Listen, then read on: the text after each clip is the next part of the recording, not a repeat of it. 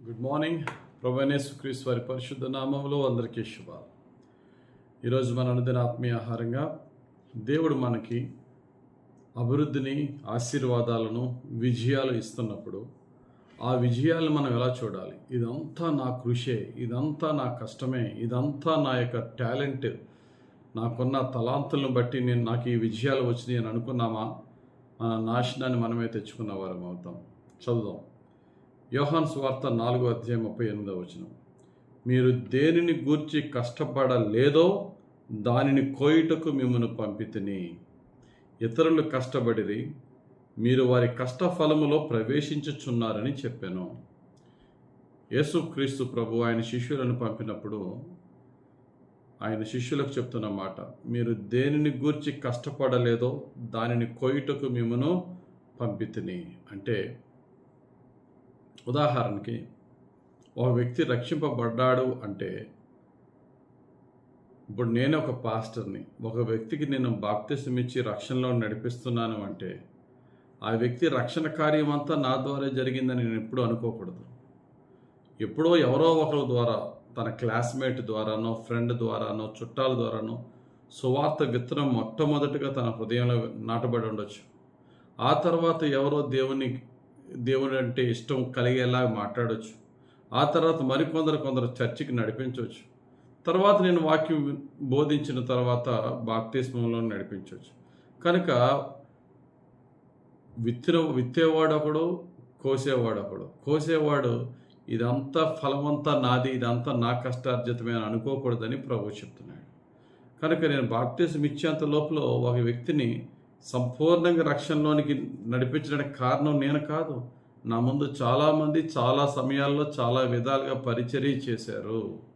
అదేవిధంగా అది ఒక ఆత్మరక్షణ విషయం అవ్వచ్చు, మరి మన జీవితంలో ఏదైనా తినే ఆహారం మొదలుకొని, మనం డబ్బులు ఉన్నాయి కాబట్టి నేను ఆహారం సంపాదించుకుంటున్నానంటే ఆ ఆహారం మన దగ్గరికి రావడానికి వెనకాతల రైతుకు పడిన కష్టం, అదంతా కూడా మన కన్సిడరేషన్లోకి తీసుకోవాలి.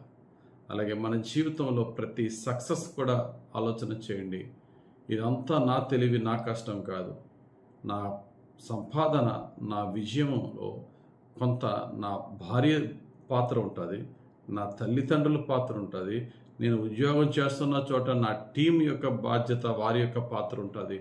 కనుక అందరినీ గౌరవిస్తూ అందరికీ ఘనత చెల్లించే హృదయం మనకిప్పుడు ఉండాలి. దేవుడు అందుకనే మోషేతో ఒక మాట అంటారు. ద్వితీయోపదేశకాండం 6:10 నేను మిమ్మలను ఐగుప్తు దేశము బానిసత్వమైన ఐగుప్తు బానిసత్వంలో నుండి కానాను దేశానికి తీసుకువెళ్తున్నా. అక్కడ సమృద్ధి మీకు ఉంటుంది. అక్కడ మీరు కట్టని గృహాలలో మిమ్మల్ని నివసింపచేస్తా. త్రవ్వని బావుల నీరు నేను మీకు త్రాగిస్తా. మీరు నాటని విత్తనాలు, నాటని ఆ యొక్క చెట్ల ఫలాలను మీకు భుజింపనిస్తా. అదంతా మీరు అనుభవించిన తర్వాత ఈ కార్యం చేసిన నేను, నువ్వు నివసిస్తున్న ఇల్లు, నువ్వు తింటున్న ఆహారము, త్రాగుతున్న నీరు, దీనంతటికి కారణం నన్ను నీవు మర్చిపోయి నన్ను విడిచిపెట్టినట్లయినా నీవు శాపగ్రస్తుడు అవుతావని ఆ యొక్క ద్వితీయోపదేశకాండం 6 ఇశ్రాయేలుకి చెప్పమని దేవుడు మోషేకు చెప్పాడు. మీరు నివసిస్తున్న ఇల్లు ఇంతకుముందు వేరేవారు కట్టుకున్నారు, వేరేవారు తవ్వుకున్నారు బావులు, వేరేవారు నాటుకున్నారు చెట్లు.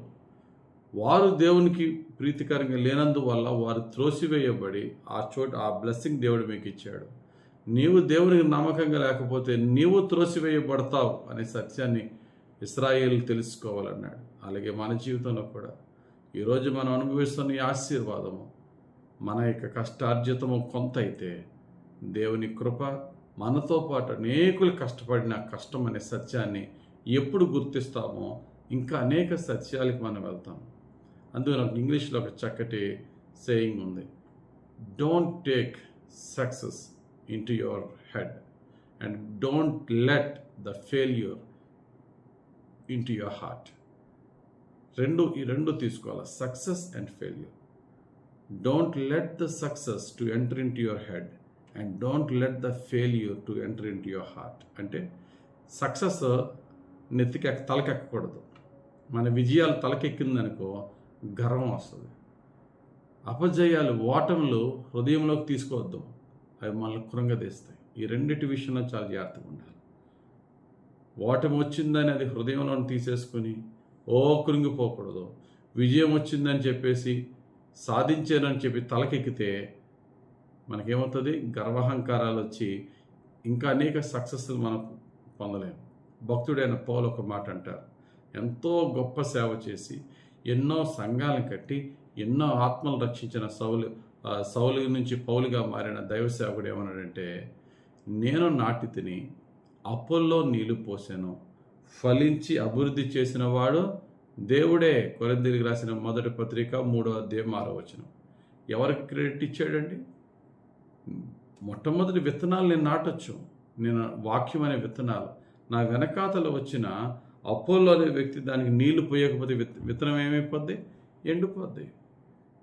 అయితే విత్తడానికి నాకు విత్తనాన్ని, నీళ్లు పోసేలాగా అపోల్లోను, వీటన్నిటినీ జరిపించిన వాడు, వాటిని సక్సెస్ఫుల్గా ఫలింపచేసిన వాడు దేవుడే. కనుక దేవునికే మహిమ చెల్లించాడు.